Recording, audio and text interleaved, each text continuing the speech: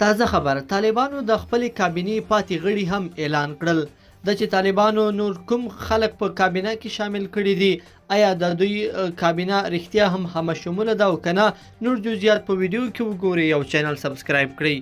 السلام علیکم لیدونکو ستړي مشئ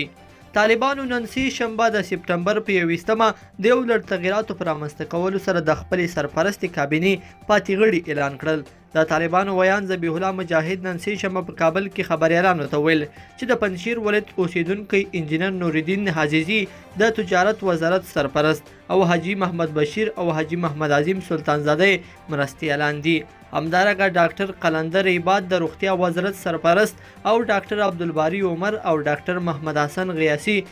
هم مرستیالان دي د طالبانو ویان ذبیح الله مجاهد د معلوماتو په اساس د دې ترڅنګ صدر ملا محمد ابراهیم د کورنیو چارو وزارت ملا عبدالقیوم ذاکر د دفاع وزارت انجینر مجیب الرحمن عمر د برېښنا او انرژي وزارت حاجی غلام غوث د زید حوادث وزارت قومندان ارسلا خروټی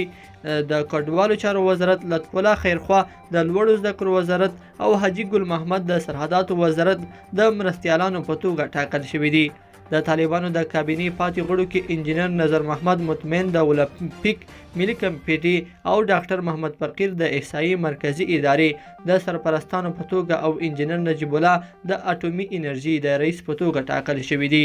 د طالبانو ویان ذبیح الله مجاهد ویل چې په نننیو کسانو کې تر ډیره مسلکي کسان په نظر کې نیول شوي دي نوموړي زیاته کړه چې اوسنۍ کابینه سرپرسته او په خبرې اسلامي امارت هڅه کوي چې خپله نوره کابینه هم پیاوړې کړي او د ټولو قومونو څخه وړ او لایقو کسانو ته پکې ځای ورکړل شي هغه وویل کابینه اوس هم په سرپرست شکل سره پر مخ ځي اسلامي امارت هڅه کوي چې د کابینې تشکیل لا تقویه کړي لا هم کوښښ کوي چې داسې خلک راشي چې هغه ډیر ښه کار کولی شي ښه خدمت کولی شي هیوادوالو ته پر دې